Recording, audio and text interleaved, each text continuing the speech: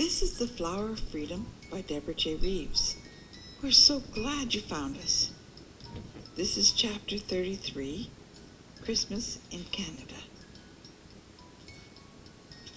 As always, leave your burdens behind and sit down in your special seat. Welcome, welcome. Here we go.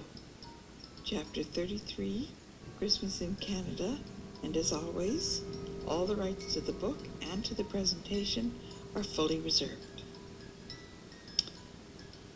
Oscar ran down to the cab in his slippers and he paid her fare. He was so joyful that he gave the man a big fat tip. When he got back with her luggage, he found a familiar scene. Marie and Bertie were sitting on the floor in front of the fat, round Scotch pine Christmas tree with cups of cocoa in their hands. Oscar could see the marshmallows bobbing on top. He looked and he saw his wife standing at the entrance to the room, watching them with tears in her eyes. She came to him as she always did when she was overwhelmed with emotion, and she buried her face in his chest. He held her tight and kissed the crown of her sweet-smelling head. All's right with the world, she thought, and he sent up a silent prayer of thanks. Bertie said, "Marie, how do you expect to solve this puzzle if you drop pieces on the floor so that no one notices?" They had pulled the coffee table with the Christmas jigsaw puzzle to the middle of the room, and one sat on either side of the coffee table, trying to assemble their yearly Christmas jigsaw. Marie looked and saw 3 pieces that had fallen from her side of the table onto the floor. She lifted them back up onto the table, and she teased, "I thought your report card said that you were a genius who could solve any problem." Well, perhaps it didn't say exactly that. But even a genius needs the parts of the puzzle to solve it, he retorted. This year's puzzle was of a fat old Santa Claus flying through the night sky over sleeping houses and snow-covered streets. Oscar placed a piece in its proper place as he sat down on the sofa beside Bertie. "Colette, come and sit," Oscar called, and she came across to them with a platter of nibbles and baked treats. She placed it down on the other end of the coffee table, and she sat with a contented sigh. "Marie, how did this happen?"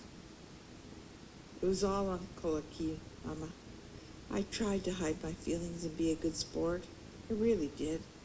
But he must have seen how much I was missing all of you. He picked me up after my last day of school, before the break, which was unusual, and he took me for a drive. We ended up at the airport. He said that he had been thinking about how it felt to be a child of Christmas, and he was wondering what could make him feel that way again. He told me that he knew instantly what would make him feel that joy. He said that seeing me happy would do it for him. So he bought me a round-trip ticket to Montreal, and he had the maid pack a bag for me.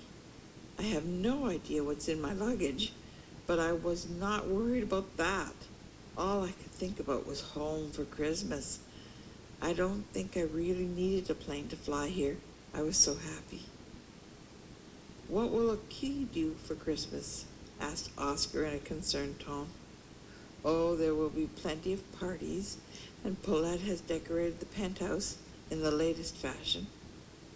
They will have their elegant time together, and the plan was to have Christmas luncheon at the finest restaurant in Paris," Marie told them. "We will call him and thank him on Christmas Day," Oscar decided, and he said, "That piece doesn't go there, Bertie. That's part of Santa's sleigh runner, not the edge of a house." Marie leaned back on her extended hands and looked around. Nothing much had changed. That was just the way she had hoped it would be. The smells of the baking were the same.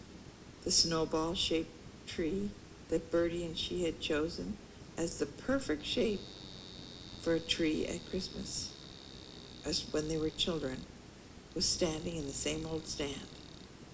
This was Christmas to Murray.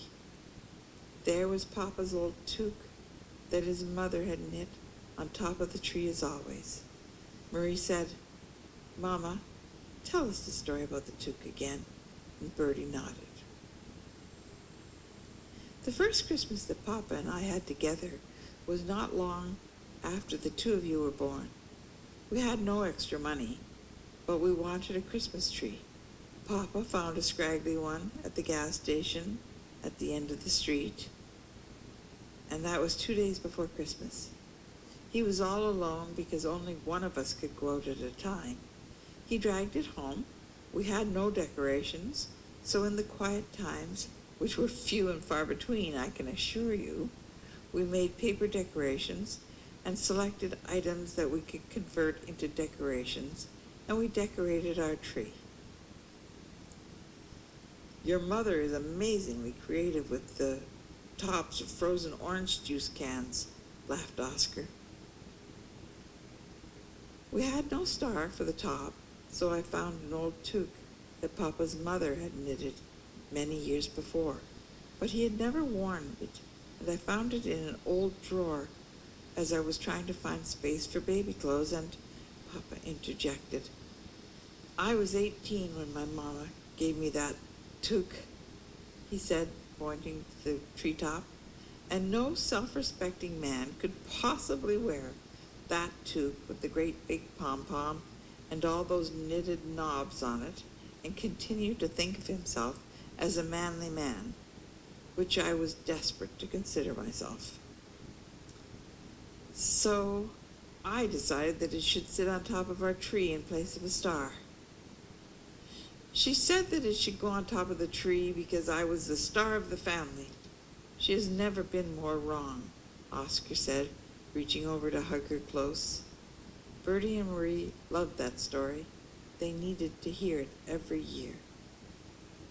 That's the end of chapter 33. The next chapter is chapter 34, Christmas Eve. Please find your way back to us. Please subscribe and give us a thumbs up so that it's easier for you and others to find us. Thanks so much. Your friend Deborah.